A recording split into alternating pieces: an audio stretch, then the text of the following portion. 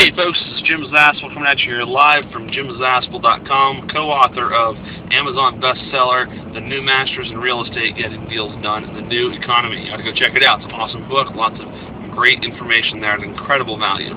Alright, today's video is going to be about a very much needed subject, and that is cash flow. Who wants more cash flow? Of course we all do. We all want more cash flow.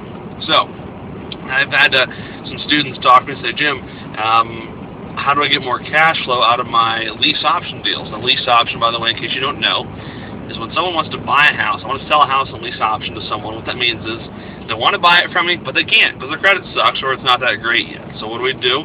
We let them put up a down payment on the house that goes towards the principal, not a security deposit, down payment or option deposit that goes towards the principal when they do purchase it. They rent the house, we fix up their credit and do what we got to do to get them a loan, and then on the back end, once we fix up their credit, say $400 or $500 to $600 or whatever it's got to be to get them a loan, once it's been on the back end, what we're going to do is we'll get them a loan, and then they cash us out, and they are happy as a lark because they got a home they didn't think they can get. It's a win-win for everybody. It's like a delayed sale. And let me tell you, in this economy, there is a multitude of those kind of buyers out there. So, how do you increase cash flow on your lease option deals?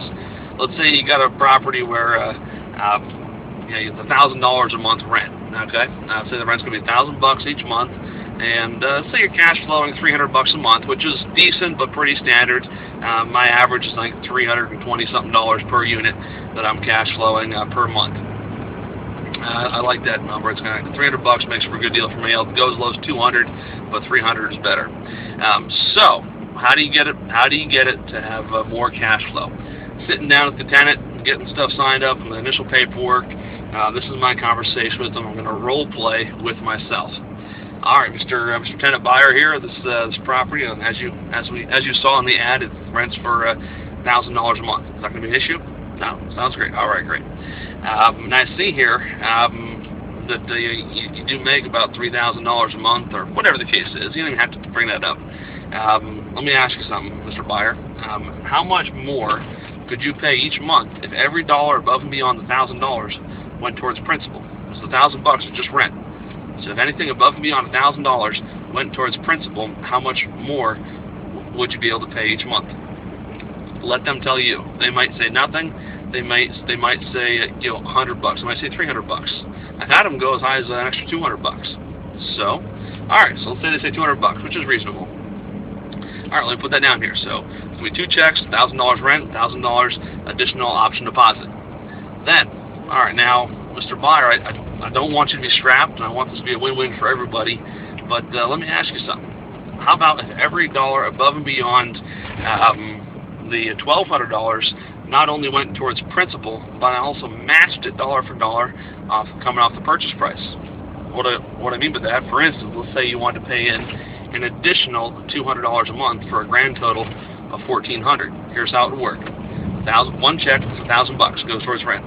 The second check is an additional option deposit, which so it'd be $400 a month going towards principal, building up that down payment, so that's less that you have to borrow on the back end and less to pay interest on. It's a great way to save money. And what do I mean about the part where I match it dollar for dollar? I can't create fictitious down payment. That would be fraud when you get the loan on the back end. So what I can do for you is that extra $200, the last $200 we talked about, for the purchase price of this property is say $100,000. Every month that you pay in that second $200, that purchase price gets reduced to $200. I usually put a cap on that for about 12 to 18 months so that I can't just go in the hole big time on that. So anyway, what I've done in that scenario is negotiated my cash flow to a greater $400 per month. And it's a win-win for everybody. I think if you're going to do any kind of deal, it has to be a win-win for everybody, all parties involved. For one, it's the right thing to do. Second, it'll come back to bite you if you don't. So on that deal, I negotiated an extra $400 a month cash flow in the deal for myself.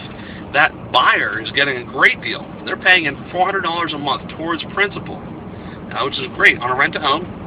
And they're getting a $200 a month price reduction. So it's a great deal. Of the $1,400 they're laying out each month, they're going to realize $600 of that on the back end. So anyway, this is a tip from Jim Zaspel. I hope that helps you out a lot today. If it does, leave a comment, repost it, put it on Facebook, put it on Twitter, and hope to see you soon. All right, thanks. Bye.